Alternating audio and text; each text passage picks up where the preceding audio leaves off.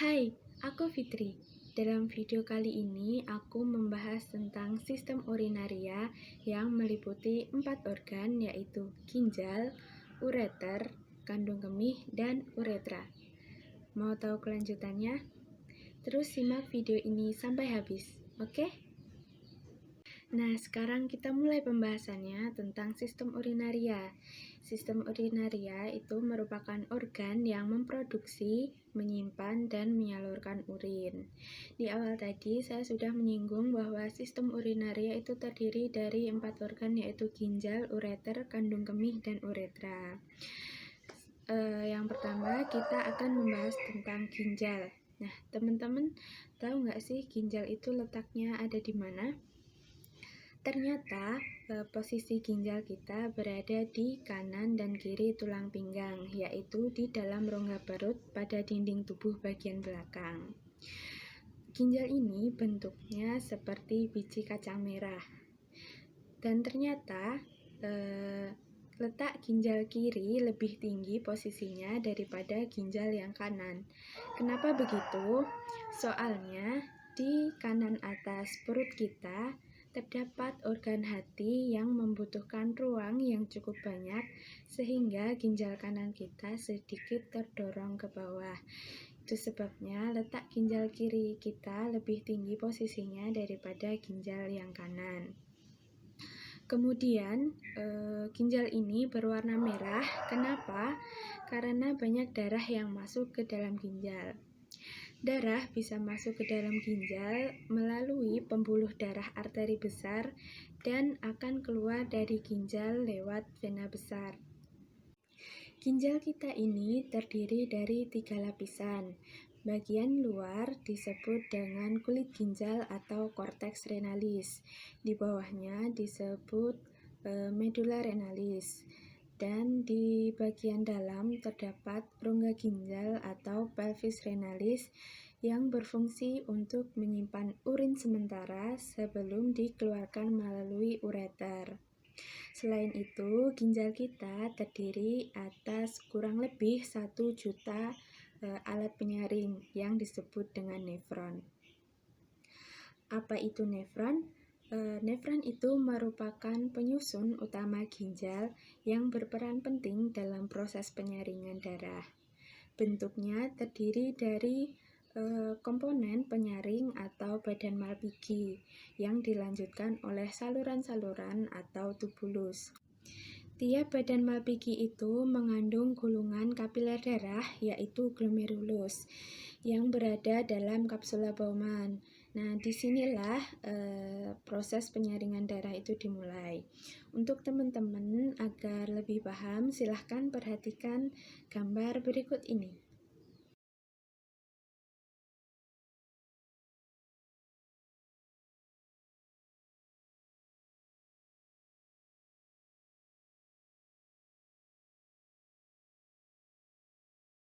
Badan Malpighi kemudian melanjutkan salurannya ke medulla renalis atau bagian tengah ginjal dan cortex renalis. Saluran-saluran tersebut adalah tubulus proximal, lengkung Henle, tubulus distal, dan tubulus collectivus. Untuk lengkung Henle itu merupakan saluran ginjal yang melengkung pada daerah medula, menghubungkan tubulus proximal dengan tubulus distal. Untuk tubulus collectivus merupakan pengumpul yang terdapat pada medula. Selanjutnya kita bahas tentang cara penyaringan pada ginjal. Ternyata urin yang dihasilkan oleh ginjal harus melalui 3 tahapan, yaitu filtrasi, reabsorpsi, dan augmentasi.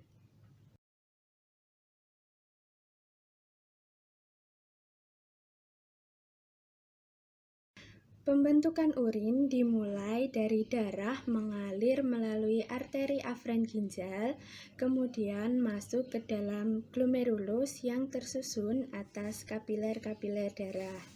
Saat darah masuk ke dalam glomerulus, tekanan darah pun menjadi tinggi sehingga mendorong air dan zat-zat yang memiliki ukuran kecil akan keluar melalui pori-pori kapiler dan menghasilkan filtrat.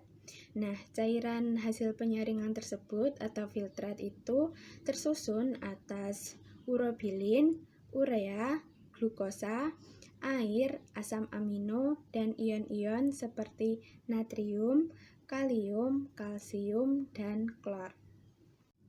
Filtrat selanjutnya disimpan sementara di kapsula Bowman dan disebut dengan uren primer. Tahapan pembentukan uren primer ini disebut dengan filtrasi.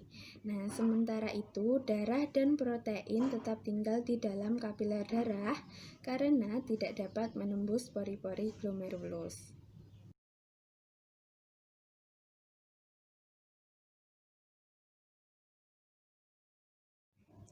Urin primer yang terbentuk pada tahap filtrasi masuk ke tubulus proksimal.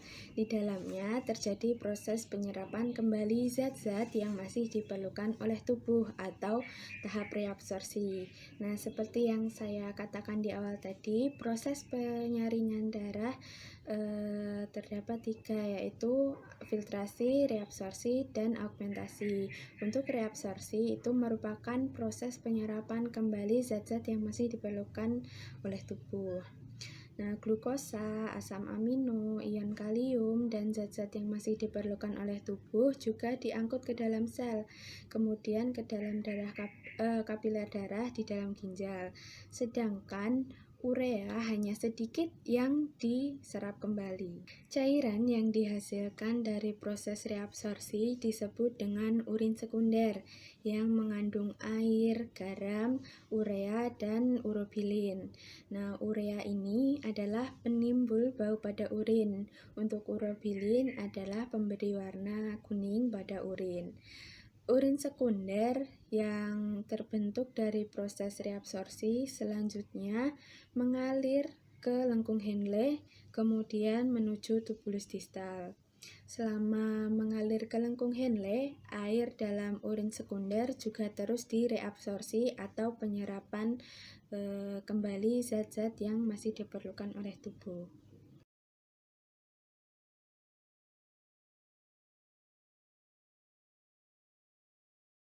Pada bagian tubulus distal masih ada proses penyerapan air, ion natrium, klor, dan urea. Disinilah terjadi proses augmentasi, yaitu pengeluaran zat-zat yang tidak diperlukan tubuh ke dalam urin sekunder. Ketika telah bercampur, inilah yang merupakan urin sesungguhnya. Kemudian disalurkan ke pelvis renalis atau rongga ginjal. Urin yang terbentuk selanjutnya keluar dari ginjal melalui ureter menuju kandung kemih yang merupakan tempat penyimpanan urin sementara.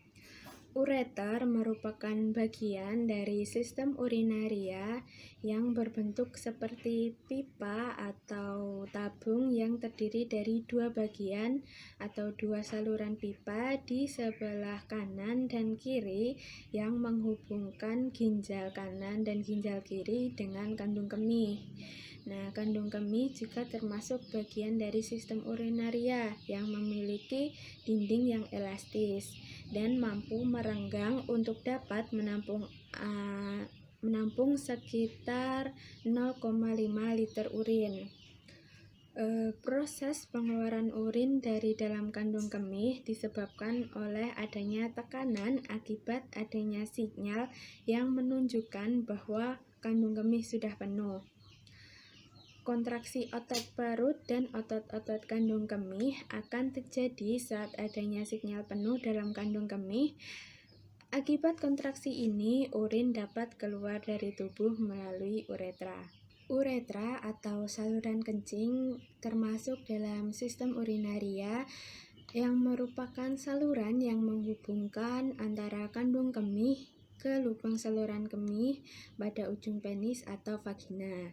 Nah, uretra pada pria memiliki panjang 20 cm, sedangkan uretra pada wanita hanya sekitar 4 cm saja.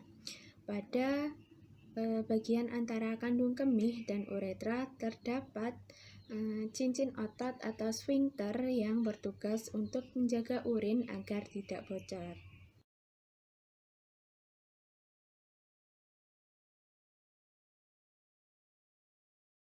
Sistem urinaria juga rentan terhadap penyakit.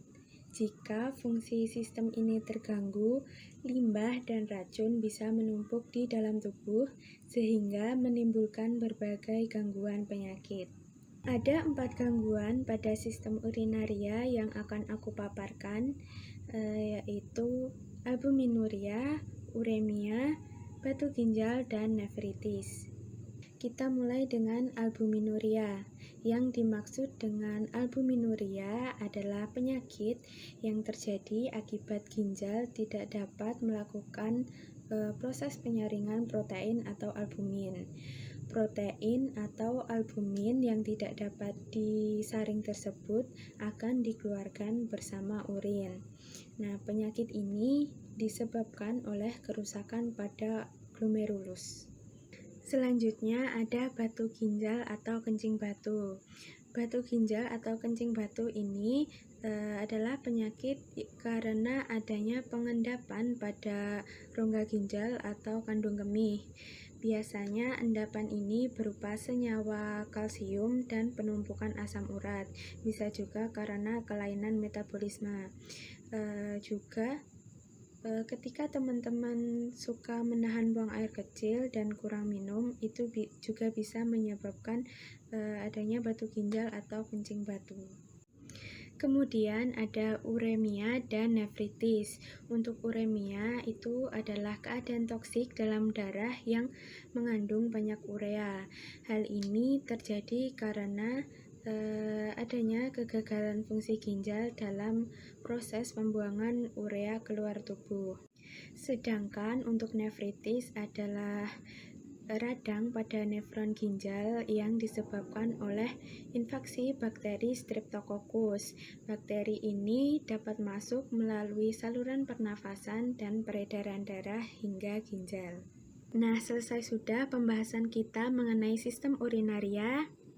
Terima kasih untuk teman-teman yang sudah menonton video ini sampai akhir, dan terutama terima kasih juga pada dosen anatomi fisiologi dan patofisiologi saya, Ibu Listiah Dewi Arini, yang telah membuat ujian akhir semester ini jadi lebih berwarna. Oke, sampai di sini dulu video kali ini. Semoga bermanfaat bagi teman-teman semua. Saya juga minta maaf kalau ada salah pengucapan kalimat atau hal yang lainnya, karena saya juga masih belajar, jadi mohon koreksinya. Dan tonton juga video dari teman-teman saya di channel ini, 19A6 Rekam Medis. Sampai jumpa di video selanjutnya.